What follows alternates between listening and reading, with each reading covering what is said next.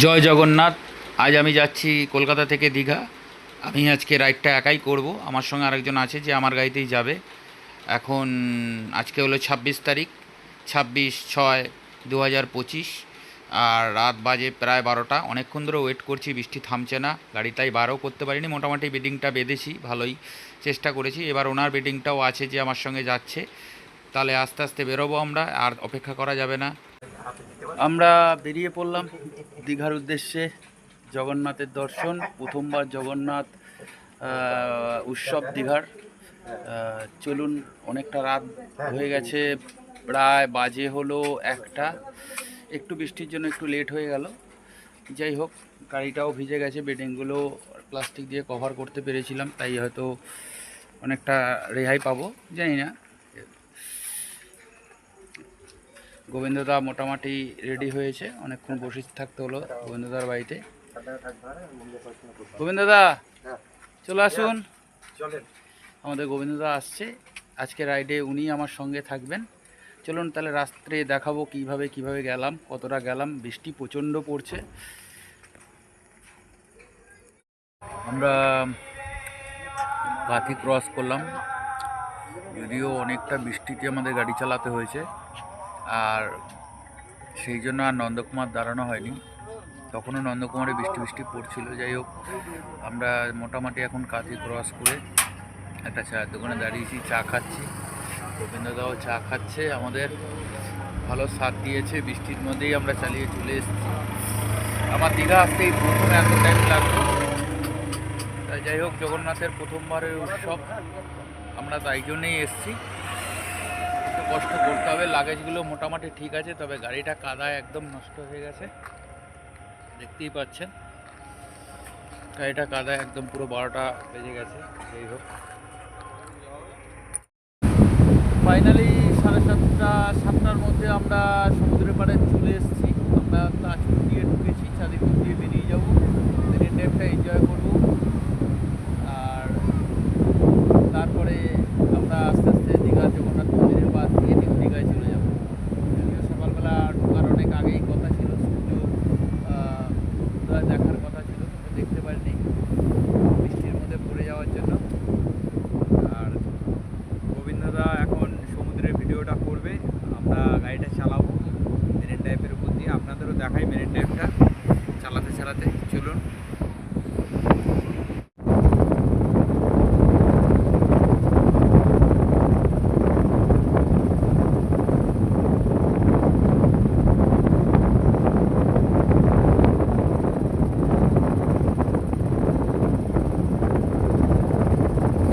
সারা রাত এত পরিমাণ বৃষ্টি হচ্ছিল যে আমাদের সারা রাতের কোনো জায়গায় ভিডিও আমরা করতে পারিনি, কোনো রকম ক্যামেরা অন করতে পারিনি।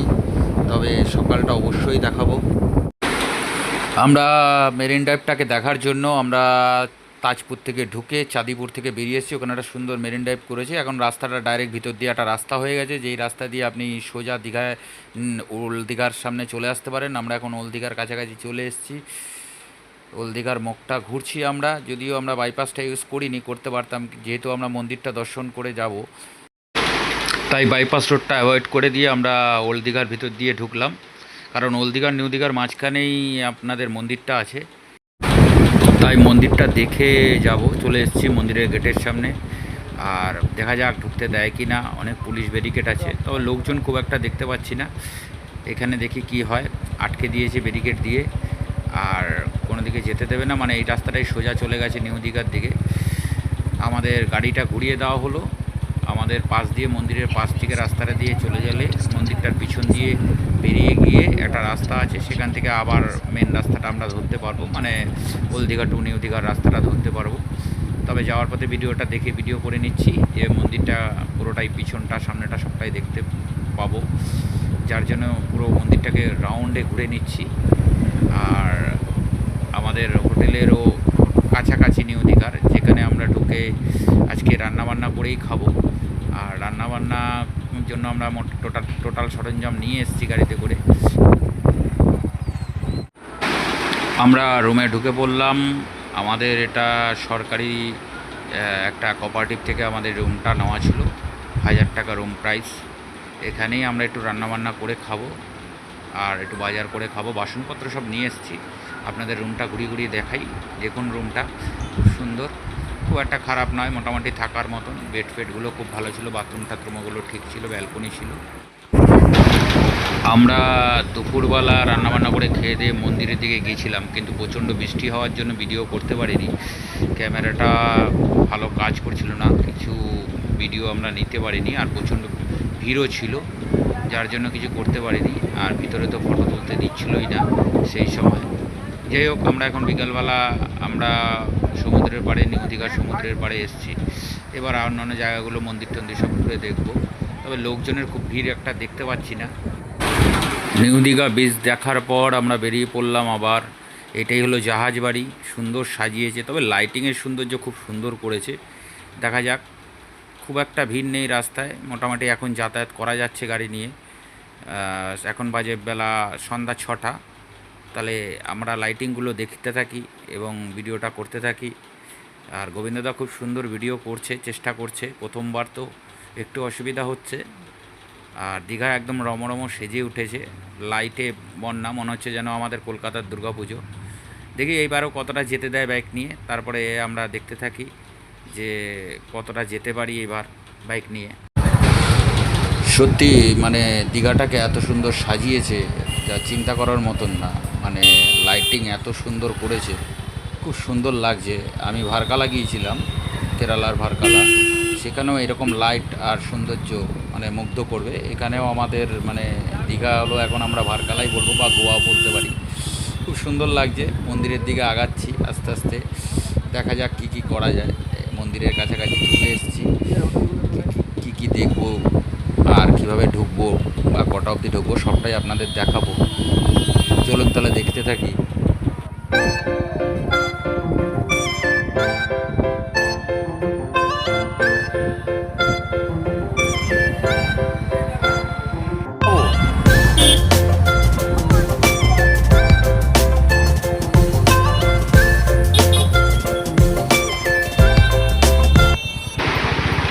মন্দিরের সামনে চলে এসেছি, এবার কষ্ট করে গাড়িটা পার্কিং করতে হবে, কারণ ব্যারিকেডের ওপারে যেতে গেলে আমাদের গাড়ি রেখেই যেতে হবে। এখানে কোথাও পার্কিংয়ের জায়গা খুঁজে পাচ্ছি না, দেখা যাক কোথায় পার্কিং করা যায়।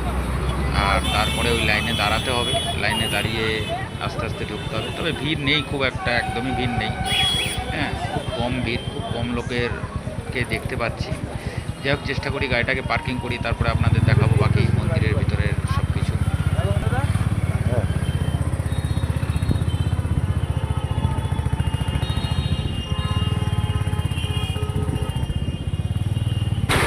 পার্কিংয়ের খোঁজ করতে করতে আমরা পাশেই পুলিশের ক্যাম্প আছে, সের মধ্যে দিয়ে গাড়িটা ঢুকিয়ে দিলাম। দেখা যাক এখানে পার্কিং করা যায় নাকি। আস্তে আস্তে এগোচ্ছি আমরা। ওয়াও, এখান থেকে মন্দিরটা খুব সুন্দর দেখাচ্ছে সত্যি, মানে পুরো দৃশ্যটা মন্দিরের পাওয়া যাচ্ছে। প্রথমবার দর্শন হয়ে গেল। সাইডে কোথাও একটা জায়গায় পার্কিং করে দেবো এখানেই, যাই হোক করে দিয়ে লাইনে দাঁড়াবো। খুব সুন্দর দেখাচ্ছে মন্দিরটা এখান থেকে, কি গোবিন্দদা? খুব সুন্দর দেখাচ্ছে না? এবার আমরা মন্দিরে ঢোকার জন্য লাইনে দাঁড়িয়ে পড়লাম। দেখা যাক কতক্ষণে ঢুকতে পারি। লাইন খুব একটা বড় নেই, খুব ছোটোই আছে লাইন। ঢুকছি আস্তে আস্তে মন্দিরের দিকে। 3টে ফ্লোর করা আছে লাইনের, যদি লোক নিয়ে আমরা ফার্স্ট ফ্লোরেই ঢুকে যেতে পারলাম। মানে ফাইনাল যেটা রাউন্ড, সেই মধ্যেই আমরা ঢুকে যেতে পারলাম ডাইরেক্ট। এবার আগাই, দেখি মন্দিরের, আপনাদের পুরোটাই দেখাবো।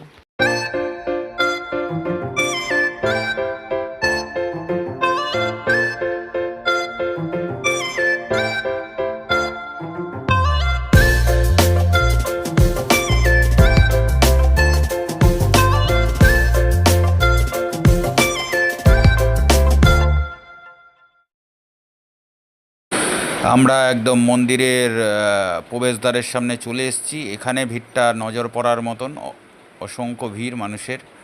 যাই হোক, এক্ষুনি ঢুকবো প্রবেশদ্বারের সামনে। প্রবেশদ্বারে থেকে ঢুকে আমরা ভিতর দিকে আস্তে আস্তে প্রবেশ করব। ধীরে ধীরে লাইনটা এগিয়ে যাচ্ছে আর প্রচুর মানুষের ঢল। যাই হোক, সত্যি খুব সুন্দর বানিয়েছে, মানে দর্শন করার মতন জায়গা। আপনারা অবশ্যই আসুন, না দেখলে বিশ্বাস করা যাবে না। যাই হোক, মন্দিরে ঢোকার আগেই আমাদের আটকে দিয়েছিল, কারণ আমাদের পকেটে সিগারেট ছিল এবং লাইটার ছিল। এছাড়া আমার একটা ক্যামেরার সেলফি স্টিক ছিল, যার জন্য ওগুলো সব নিয়ে বাইরে রেখে ঢুকতে হলো। আমরা পাশে দৌড়ে গিয়ে একটা দোকানে রেখে আসলাম, তারপরে আবার মন্দিরের দিকে ঢুকি। জানি না আবার লাইনে দাঁড় করিয়ে দেবে কি না, কারণ পুলিশ থেকে বলে এসেছিলাম যে আমাদের ঢুকতে দেবে। তবে আপনারা আসলে অবশ্যই কোনো পকেটে কিছু নিয়ে আসবেন না। সিগারেট, বিড়ি, দেশলাই সমস্তটাই কিন্তু ডাস্টবিনে ফেলে দেওয়া হচ্ছে। এবং সেলফি স্টিক বা কিছু, শুধু মোবাইলটা অ্যালাও আছে, তবে ভিতরে ফটো তোলা যাবে কি না সেটা এখনও শিওর হয়ে বলতে পারবো না। ঢুকি, তারপরে বুঝতে পারবো। চলুন তাহলে আস্তে আস্তে প্রবেশদ্বারের দিকে এগাই। এটা হলো মেন দ্বার, যেখান থেকে এই রথটা বেরিয়েছিল সকালবেলা। আর পাশে দুটো আছে, তার মধ্যে 1 নম্বর দরজা থেকে আমাদের ঢুকতে হবে, 2 নম্বর দরজাটা বন্ধ আছে। আমরা মন্দিরের ভিতরে ঢুকে গেছি। হেলমেটটা রাখার জন্য এখানে এসছি, সেখানে ফুলের এত সুন্দর সাজিয়েছে মেন গেটের ভিতরটা আর কি। এরপর আমরা মন্দিরের দিকে এগিয়ে যাচ্ছি। অপরূপ দৃশ্য। হয়তো আর কথা বলতে পারবো না, কারণ খুব কষ্ট করেই ফটো তুলতে হচ্ছে। এখানে ফটো তোলা বারণ আছে। টুকটাক সেলফি নেওয়া যেতে পারে বা ফটো তোলা যেতে পারে, কিন্তু ভিডিও করা একদমই বারণ আছে। চেষ্টা করলাম যতটা তোলা যায়।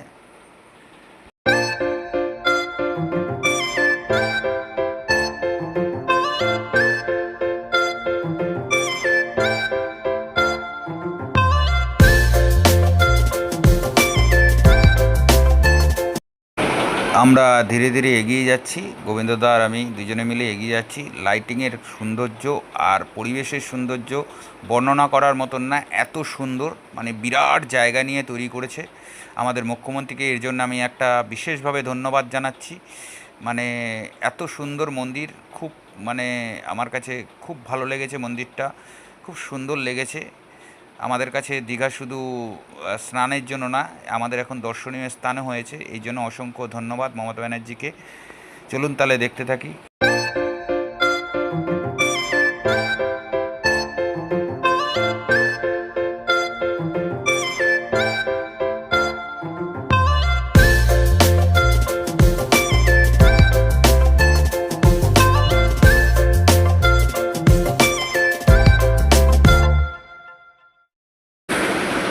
মানে মন্দিরে ভিড়টা নজরে পড়ছে না, কিন্তু ভিড় আছে। যেহেতু বিরাট একটা পরিমাণ জায়গা নিয়ে এই মন্দিরটা, তাই ভিড়টা বোঝা যাচ্ছে না।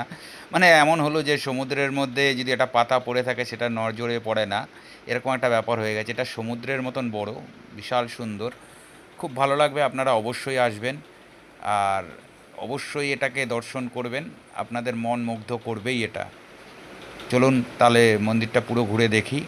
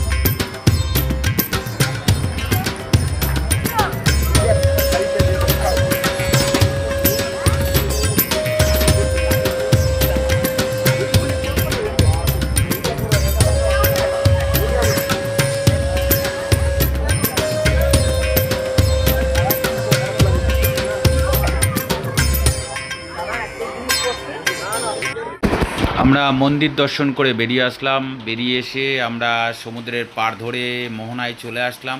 এখানে একটু মাছ ভালো পাওয়া যায় রাত্রের দিকে, বড় কোয়ালিটির ইলিশ মাছ আর সব কিছুই পাওয়া যায়। আর যদিও আমরা একটা ছোট্ট দেখে ইলিশ মাছ নেব আর পমফ্রেট মাছ নেব, রাত্রে ঘরে গিয়ে ভাজা করব।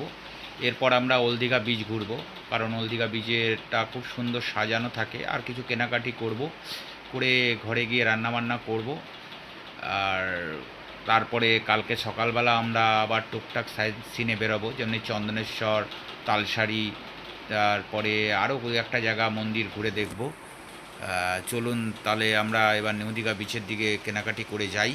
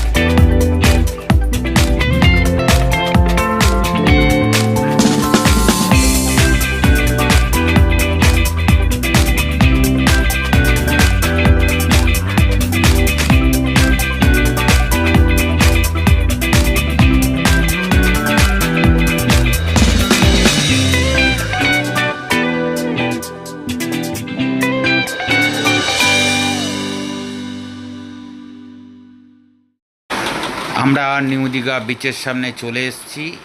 এইখানে একটু গাড়িটা পার্কিং করব, পার্কিংটা করে এবার আমরা মার্কেট এবং নিউ দীঘা বিচটা পুরো ঘুরে দেখব। খুব সুন্দর সাজিয়েছে রথযাত্রা উপলক্ষে, যদিও এটা প্রথমবার রথযাত্রা, তবে আমি যা ভেবে গেছিলাম তার থেকে অনেক বেশি এক্সপেকটেশনের থেকে বেশি পেয়েছি এবং সাজানোটা এত সুন্দর লেগেছে। আমরা পার্কিংয়ে চলে আসলাম।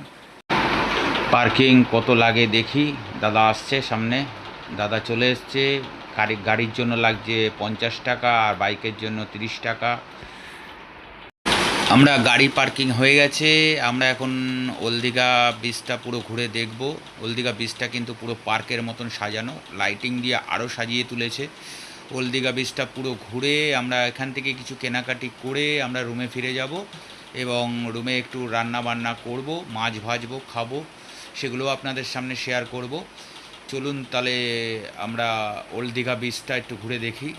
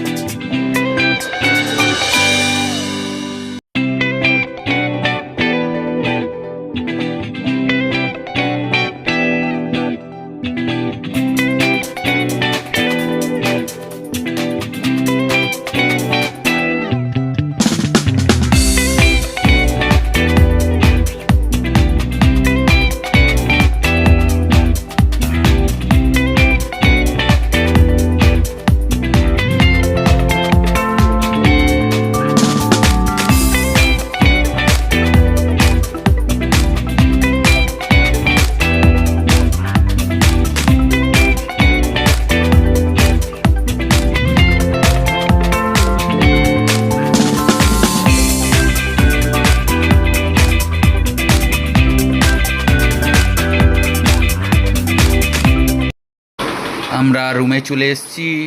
এসে মাছগুলো ভেজেছি, ভেজে এখন আমরা একটু খাওয়া দাওয়া করব, মাছগুলো খাবো। এখানকার মাছ খুব টেস্টি হয়, আপনারা অবশ্যই আসলে মাছ টেস্ট করবেন। তবে সমুদ্রের মাছ টেস্ট না করাই ভালো, সমুদ্রের পাড়ে যেগুলো বিক্রি হয় ওগুলো খারাপ তেল এবং খারাপ মাছেরই হয়। আমরা যে জন্য কিনে নিয়ে এসে ভেজে নিজেরা খাবো। ব্যালকনিতে বসেছি, ব্যালকনি থেকে খুব সুন্দর লাগছে। আজকে আজকে 28 তারিখ, আমরা সকাল সকাল বেরিয়ে পড়েছি সাইট সিন করতে করতে। আমরা চন্দনেশ্বর চলে আসলাম। এবার চন্দনেশ্বর মন্দির আমরা ঘুরে দেখব। এর আগে একটা কৃষ্ণ মন্দির দেখেছি রাস্তায় আসার পথে। আমরা চন্দনেশ্বর মন্দির দর্শন করে তালসারির দিকে এগিয়ে যাব।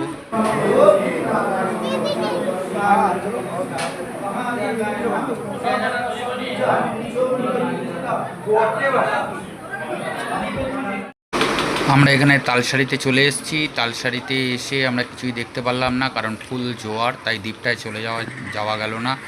বেডিংটা ভালো করে দেখে আমরা এগিয়ে যাব।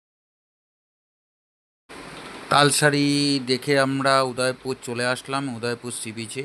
এখানে আপনারা অবশ্যই চেনেন দীঘা, যারা এসছেন আগে, আর যারা চেনেন না অবশ্যই এখানে আসবেন। এখানে সমুদ্রের পাড়েই সমস্ত ঠেলা লাগিয়ে মাছ ভাজা, কাঁকড়া ইত্যাদি, এছাড়াও অন্যান্য আনন্দ করতে পারবেন মিউজিক সিস্টেম চালিয়ে। এছাড়া আরও বোট চড়া থেকে শুরু করে অন্যান্য কিছুও করতে পারবেন। এবার আমরা দীঘার দিকে ফিরে যাব। ওখান থেকেই আমরা আস্তে আস্তে 4টে সাড়ে 4টার সময় আমরা বেরিয়ে যাব। চলুন তাহলে দেখতে থাকি। এখন বেলা বাজে 4টে। আমরা নিউ দীঘায় এসে একটা ক্যান্টিনে খাওয়া দাওয়া করলাম। সেখান থেকে খাওয়া দাওয়া করে আমরা বাড়ির দিকে রওনা দিয়েছি।